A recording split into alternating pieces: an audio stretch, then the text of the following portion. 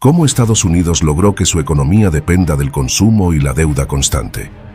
En este video, descubrirás el sistema detrás del gasto masivo y sus consecuencias reales. Quédate hasta el final para entender por qué este modelo económico no es sostenible a largo plazo. Estados Unidos lidera el consumo mundial con una diferencia abismal. Su población representa solo una fracción respecto a China, pero su nivel de gasto la triplica. A pesar de que China tiene 5 veces más habitantes, Estados Unidos sigue consumiendo más que nadie en el planeta. Este fenómeno no es casualidad. Es parte de un modelo económico en el que el consumo representa cerca del 70% del Producto Interno Bruto. Mientras tanto, en la Unión Europea, el consumo se sitúa en torno al 50%, y en China apenas alcanza el 38%. Estas cifras muestran hasta qué punto la economía estadounidense depende de que sus ciudadanos compren constantemente. El problema es que este estilo de vida no se sostiene por ingresos sólidos, sino por un endeudamiento que no para de crecer. La tasa de ahorro está en niveles históricos mínimos, mientras que las deudas de alto riesgo ya superan el $1 billón. Esta cifra ni siquiera incluye préstamos estudiantiles, hipotecas o tarjetas tradicionales. El país ha construido su crecimiento sobre un sistema de consumo constante que no permite pausas. Una caída en el gasto implicaría una desaceleración económica inmediata, lo que revela una estructura completamente dependiente del crédito y de una cultura orientada a gastar sin freno. Después de la Segunda Guerra Mundial, Estados Unidos se encontró con una capacidad industrial enorme y sin un enemigo al cual enfrentar. Las fábricas que antes producían armamento fueron transformadas para fabricar bienes de consumo como electrodomésticos, automóviles y productos para el hogar. Esa transición no ocurrió de forma natural, sino que fue empujada por políticas económicas concretas. Uno de los pilares de esta transformación fue el llamado New Deal, que además de reactivar la economía, estableció las bases para un modelo orientado al consumo masivo. La demanda no se creó sola. Fue impulsada por una estrategia publicitaria profesional, en muchos casos dirigida por personas que habían trabajado en la propaganda bélica. La misión era clara: transformar la abundancia industrial en deseo constante por lo nuevo. Durante los años posteriores, los centros comerciales comenzaron a multiplicarse de manera acelerada. En 1945, solo había 8 en todo el territorio estadounidense. En menos de 20 años, esa cifra superó los 4.000. Este fenómeno no fue producto del azar, sino de una estrategia meticulosamente planificada para transformar el consumo en una rutina constante. La infraestructura urbana se adaptó para facilitar el acceso a estos espacios, y la publicidad se encargó de alimentar el deseo de compra. Así, se consolidó un modelo económico basado en el gasto sostenido. Mientras otras potencias se recuperaban de los estragos de la guerra, Estados Unidos aprovechó su infraestructura intacta para convertirse en la primera sociedad verdaderamente consumista del mundo. La paradoja del consumo moderno en Estados Unidos está en que lo superficial se ha vuelto más accesible, mientras lo esencial se ha encarecido sin freno. Hoy en día, comprarse un televisor gigante o volar a otro continente puede resultar más económico que cubrir gastos básicos como el alquiler, la salud o el transporte diario. La globalización permitió producir en masa, abaratando miles de productos. Sin embargo, ese abaratamiento nunca llegó a lo que realmente importa. Por ejemplo, un vuelo de Nueva York a Europa en los años 60 costaba lo equivalente a más de $66.000 ajustados por inflación. Hoy, ese mismo trayecto puede costar una pequeña fracción de esa cifra.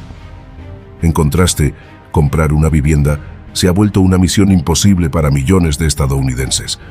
Las rentas no paran de subir, los seguros médicos agotan los ahorros y moverse por la ciudad es cada vez más costoso.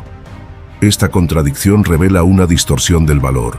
Se facilita lo llamativo, pero se complica lo necesario. Y mientras la publicidad te ofrece una vida de lujos al alcance de tu bolsillo, el sistema te deja fuera de lo básico. Ese desequilibrio es una de las consecuencias más visibles del modelo consumista actual. ¿Te has preguntado quién realmente controla el consumo en Estados Unidos? Quédate hasta el final para conocerlo. Suscríbete, comenta, comparte, dale like y activa las notificaciones. Una parte enorme de la población estadounidense vive por encima de sus posibilidades. El 20% más pobre del país gasta en promedio $727 más de lo que gana cada año. Esa diferencia no se cubre con ingresos extras, sino con deuda. Tarjetas, préstamos rápidos, suscripciones y pagos a plazos se han convertido en la única manera de sostener un estilo de vida que no es real. Pero endeudarse no es solo un problema financiero, es una trampa que limita las decisiones personales. Cuando una persona debe dinero, no puede negociar con libertad su salario, no puede dejar un empleo injusto, ni puede decir que no a condiciones precarias. Esto ha reducido la movilidad laboral, debilitando el poder de negociación de los trabajadores y aumentando la desigualdad estructural. Aparte, los modelos de negocio actuales se basan en ingresos constantes. Desde plataformas digitales hasta planes de pagos mensuales, todo exige una estabilidad económica que muchas personas no tienen. El resultado es una población que vive al límite, siempre pendiente del próximo cobro, atrapada en una economía que no perdona ni un mes sin ingresos. El modelo de consumo en Estados Unidos tiene una grieta cada vez más profunda. Los que más ganan no necesariamente gastan más, y eso desequilibra todo el sistema. El 20% más rico del país tiene ingresos 14 veces superiores al 20% más pobre, pero curiosamente solo gasta 4 veces más. Esto genera un ciclo injusto. Quienes tienen menos poder adquisitivo se ven empujados a consumir para no quedar fuera del sueño americano, aunque eso implique endeudarse. Después de la pandemia, muchas empresas entendieron este patrón y tomaron una decisión fría pero estratégica: centrarse en quienes tienen dinero de sobra. Los productos, servicios y experiencias están cada vez más dirigidos a quienes pueden pagarlos sin esfuerzo, dejando fuera a millones que apenas sobreviven. La economía no premia al que más necesita, sino al que más puede gastar. Esa lógica ha provocado que el mercado ignore a gran parte de la población. ¿El resultado? Un país en el que la mayoría compra desde la necesidad, no desde la estabilidad. La brecha no solo está en los salarios, también está en las oportunidades de consumo, en el acceso a servicios y en la forma en que las marcas diseñan sus ofertas. Todo está orientado a quien ya tiene ventaja. Dejar de consumir no es una opción viable para la economía estadounidense. Su crecimiento depende en gran parte del gasto que realiza el 10% más rico del país. Sin ese flujo constante de dinero moviéndose, el sistema se tambalea. Las cifras son claras.